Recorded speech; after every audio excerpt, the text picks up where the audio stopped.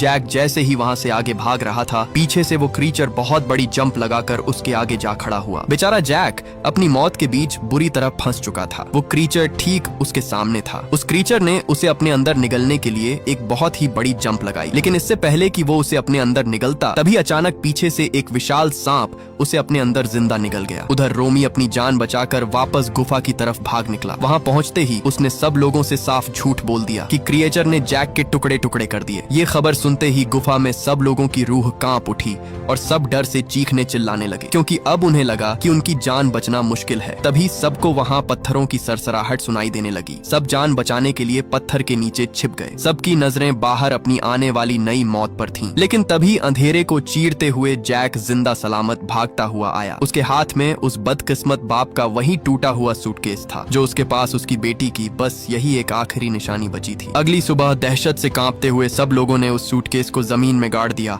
और उस आदमी की आखिरी निशानी दफना दी। इससे पहले कि वहाँ कोई और मुसीबत आती, वो सब जल्दी ही वहाँ से आगे उसी पहाड़ी की तरफ बढ़ने लगे। वो सब आगे बढ़ ही रहे थे, तभी अचानक एक आदमी का पैर फिसला और वो सीधा नीचे जा गिरा। इसी दौरान रोमी की नजर सामने उसी पहाड़ी पर पड़ी जहाँ से अभी भी धुआं निकल रहा था। मतलब वो अपनी मंजिल के बहुत करीब थे। इससे पहले कि वो वहाँ से निकलते, तभी जैक को नीचे दबी हुई कोई चीज दिखाई दी। जब उसने उस चीज को बाहर निकाला तो वो कोई और नहीं बल्कि एक बहुत ही विशाल सांप की ताजा उतरी हुई खाल थी। इसे देखकर सबके रोंगटे खड़े हो गए। इसका मतलब था कि वो सांप यहीं कहीं आसपास ही है। इसी दौरान सब परिंदे वहाँ से उड़ने लगे मानो कोई आफत आने वाली हो। इससे पहले वो कुछ समझ पाते, अचानक जमीन हिली और तभी चट्टान पर एक बहुत ही विशाल सांप आ खड़ा हुआ। उस सांप का साइज देखकर सबके पैरों तले जमीन ही खिसक गई। इससे पहले वो सब वहाँ से भाग पाते, अचानक उस सांप ने उन पर हमला कर दिया। लेकिन मौके पर सब जान बचाकर वहाँ एक चट्टान में जा छुपे। लेकिन वो सांप भी अपना पूरा जोर लगाकर उसे तोड़ने की कोशिश करता है। अब इससे पहले वो सांप उस चट्टान को तोड़ता मौका देखते ही सब वहाँ से आगे भागने लगते हैं। अपनी जान बचाने के लिए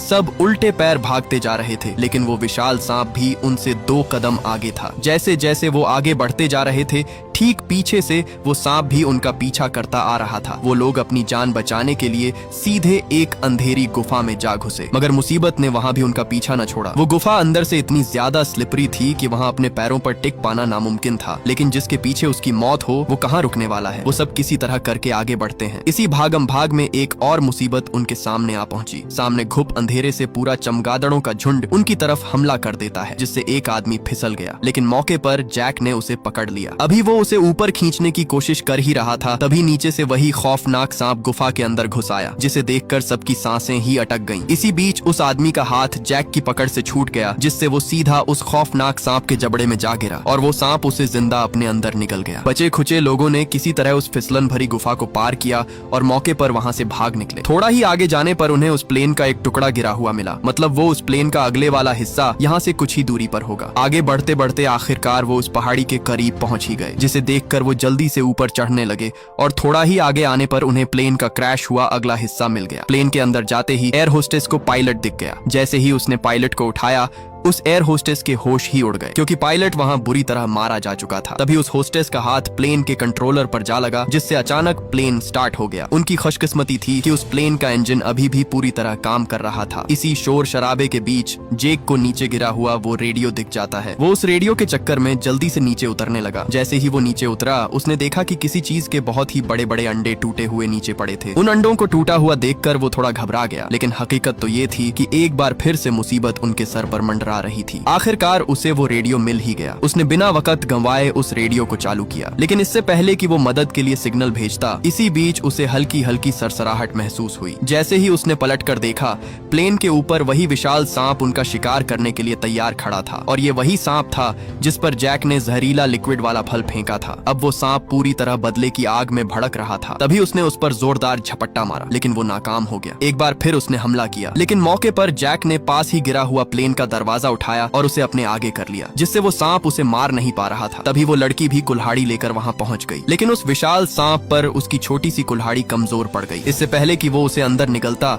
मौके पर जैक ने उसे अपने पास खींच लिया। अब वो दोनों उस सांप के जाल में फंस चुके थे, लेकिन असली मुसीबत अब आने वाली थी, क्योंकि अगले ही पल अंधेरे से रेंगते हुए 2 और खूनख्वार सांप बाहर निकल आए। अब उनके सामने एक नहीं बल्कि 3 खूंखार दरिंदे खड़े थे, जो उन्हें जिंदा निगलने के लिए तड़प रहे थे। अब उनकी मौत की उलटी गिनती शुरू हो चुकी थी। लेकिन तभी अचानक वही लड़का रोमी, उसने अपनी बुजदिली को पीछे छोड़ दिया और सीधा प्लेन के ऊपर आ कूदा। उसने ठान लिया था कि आज वो अपनी हर गलती का हिसाब बराबर करेगा। उसने अपनी जान की परवाह किए बिना उन राक्षसों का ध्यान अपनी तरफ खींच लिया। वो राक्षस भी धीरे धीरे उसकी तरफ बढ़ने लगे। उसने चिल्लाते हुए एयर होस्टेस को कहा कि इंजन पूरी रफ्तार में स्टार्ट करो। उस एयर होस्टेस ने जल्दी से इंजन को स्टार्ट तो कर दिया, लेकिन इंजन स्टार्ट होते होते समय लगना था। इसी बीच वो राक्षस प्लेन के अंदर आ घुसा और घुसते ही उसने एक औरत को कच्चा ही निकल लिया। अब वो सांप उस होस्टेस पर हमला करने ही वाला था। अचानक वही मोटा आदमी बीच में आ गया और वो सांप होस्टेस की जगह उसे अंदर निकल गया। ऊपर खड़ा रोमी जोर जोर से उन सांपों का ध्यान अपनी तरफ खींचने लगा, जिससे सब सांप उसकी तरफ बढ़ने लगे। इससे पहले कि वो उसे कच्चा निगलते, अचानक प्लेन का इंजन फुल स्पीड में चालू हो गया और देखते ही देखते सब सांप अगले ही पल इंजन की हवा में तैरने लगे। वो उस हवा को सह न सके और कुछ ही सेकंड में वो तीनों इंजन के ब्लेड्स के बीच जा घुसे और उनके टुकड़े टुकड़े हो गए। लेकिन जिसने इंजन स्टार्ट किया था वो एयर होस्टेस भी अपनी आखिरी सांसें ले रही थी, क्योंकि रोमी ने जब उन सांपों का ध्यान अपनी तरफ खींचा तब पहले ही एक सांप ने उसका आधा शरीर चबा लिया था। लेकिन आखिरी पल भी उस एयर होस्टेस ने उनका साथ ना छोड़ा, जिससे उनकी जान बच गई। लेकिन वो खुद अपनी जान गंवा बैठी। अब उस रहस्यमयी जगह पर सिर्फ 3 ही लोग बचे थे। उन्हें लगा कि मौत से पीछा छूट गया, पर असली तबाही तो अब शुरू होनी थी। अचानक पूरी जमीन हिलने लगी और मिट्टी चीर कर उन तीनों सांपों का बाप कोंडा बाहर आ निकला। वो इतना खौफनाक और विशाल था कि पूरा का पूरा आइलैंड भी उसके सामने एक छोटी सी माचिस की तीली लग रहा था। बिना एक पल गंवाए उस विशाल राक्षस ने झपट्टा मारा और उस लड़के रोमी को एक ही झटके में जिंदा अंदर निगल गया और इसी के साथ रोमी का वजूद मिट्टी में मिल गया। दहशत से कांपता हुआ जैक और वो लड़की जान बचाकर प्लेन के अंदर जा घुसे, पर वो राक्षस अपने बच्चों का बदला लेकर ही जाने वाला था। उसने अपने विशाल शरीर से पूरा का पूरा प्लेन ही जकड़ लिया और उसे किसी सूखी लकड़ी की तरह मरोड़ना शुरू कर दिया। उसका जोर इतना था कि वो प्लेन अंदर से कच्चा पड़ गया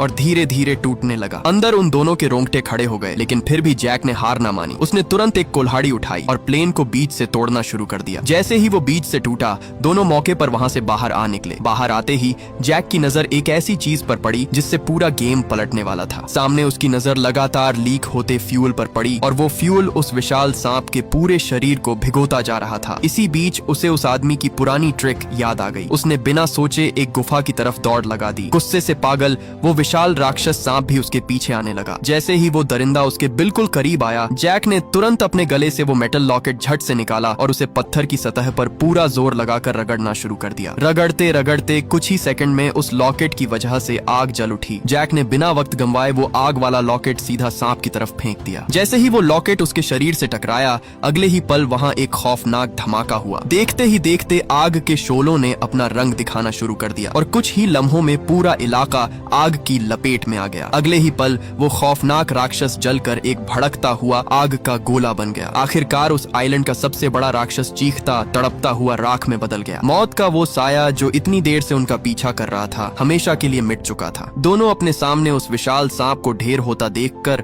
आखिरकार सुकून की सांस ले ही लेते हैं। तभी जैक के हाथ में रखे रेडियो से हलचल की आवाज आने लगी, जो रेस्क्यू टीम की थी। मतलब रेस्क्यू टीम ने उनकी लोकेशन ट्रैक कर ली थी। रेस्क्यू वालों की आवाज सुनकर दोनों की जान में जान आ गई और ये मूवी यहीं पर एंड हो जाती है। अगर ये स्टोरी अच्छी लगी है तो वीडियो को लाइक और शेयर कर दें और पेज को फॉलो कर लें।